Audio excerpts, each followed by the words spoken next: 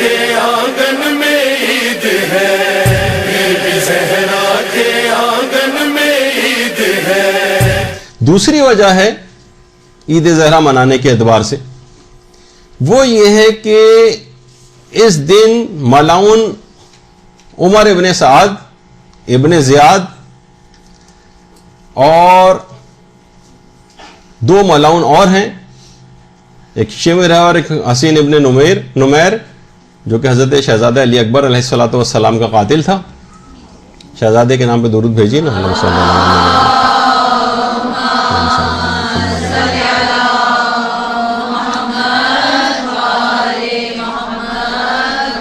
کہ جب ان چاروں کے سر مختار نے امام سجاد کے پاس بھجوائے تو امام اس پر بہت خوش ہوئے اور خاندان اہل بیت کو سوگ اٹھانے کا بھی حکم دیا۔ اسی وجہ سے علماء کی ایک بہت بڑی تعداد اس دن کو خوشی کے دن کے طور پر منانے کی تاکید کرتی ہے۔ تو دیکھیے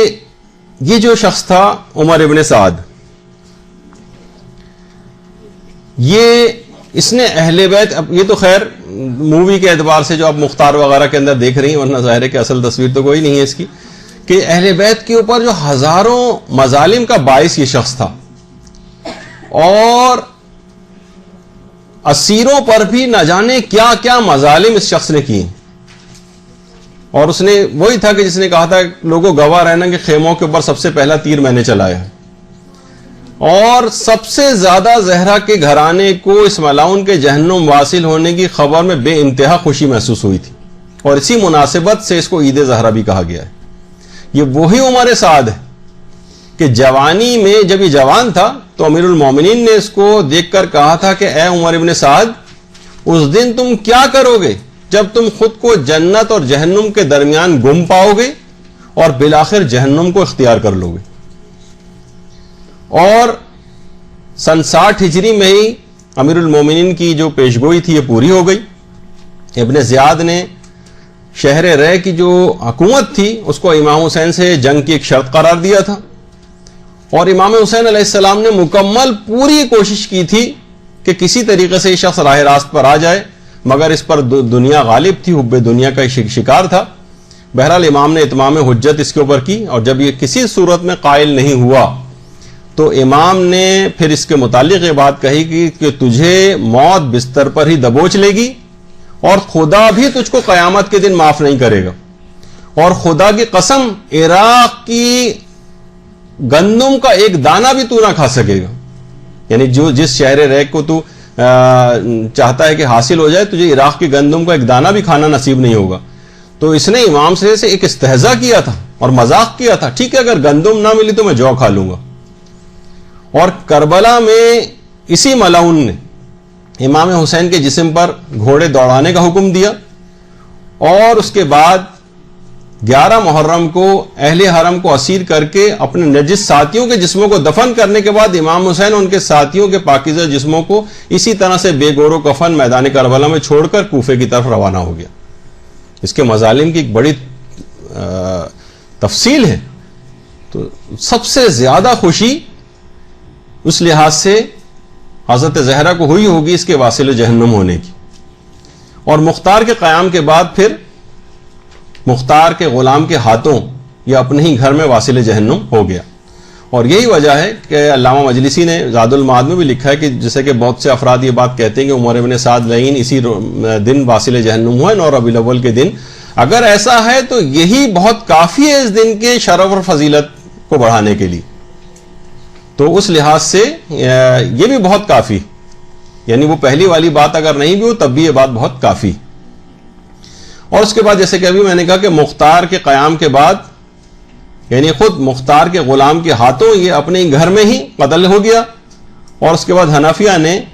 ابن زیاد، عمر سعد اور حسین ابن نمیر اور یہ شمر وغیرہ کے سر جو ہے وہ ان نجس سروں کو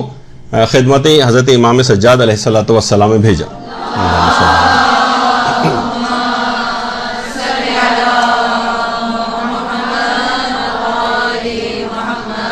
اچھا، جب یہ سر پہنچے تو امام اس وقت مکے میں تھے،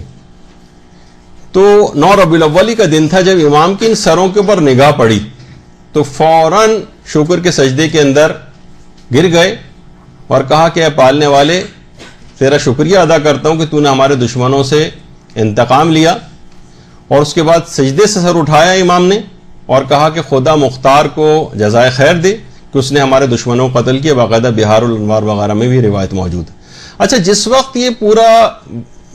واقعہ چل رہا تھا اس وقت چوتھے امام ناشتہ کر رہے تھے. جس وقت یہ سر امام کے سامنے لائیں تو امام نے اس کا بھی شکر ادا کیا کہ پروردگار کا لاکھ لاکھ شکر ہے کہ اس نے میری وہ دعا قبول کی جو میں نے دربار کوفہ میں کی تھی،